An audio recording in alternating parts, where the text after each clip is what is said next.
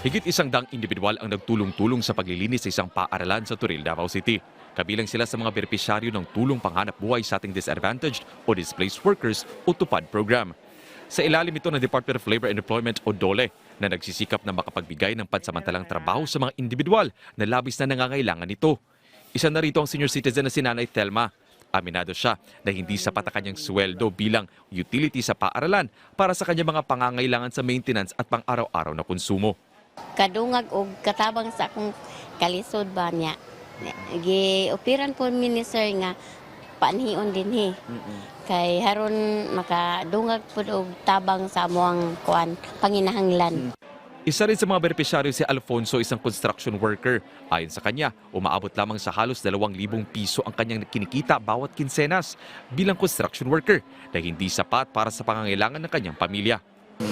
Init kayo niya, bugat ang trabaho. Tapos, dako kay tabang ni pod kay makadugang sa mga sweldo. Malaki rin ang pasasalamat ng isang school principal sa TUPAD program na nakatulong upang mas mapaganda pa ang kanyang paaralan. Kabilang dito ang pagmementina ng kalinisan sa loob at labas ng mga silid-aralan, paggawa ng compost pit at iba pang gawain sa tulong ng mga TUPAD beneficiaries. Ito dahil kahit na in short term lang sila pero makabigay din ito ng trabaho sa katulad nila na naghanap ng trabaho. So yan isa sa mga pinapasalamatan ko bilang isang school head dito sa Kusing Bayabas National High School. Dito sa Davao Region, umaabot sa halos 13,000 ang bilang ng mga TUPAD beneficiaries para sa Brigada Eskwela 2025 to 2026, kung saan halos 71 million pesos ang inilaan ng DOLE 11. Para makinabang sa TUPAD, kailangan lamang na lumapit sa mga otorisadong Public Employment Office ng DOLE. Libre rin ang pag-a-apply sa programa, magsasagawa ng profiling upang matukoy kung kwalipikado ang isang individual na maging benepisyaryo ng TUPAD.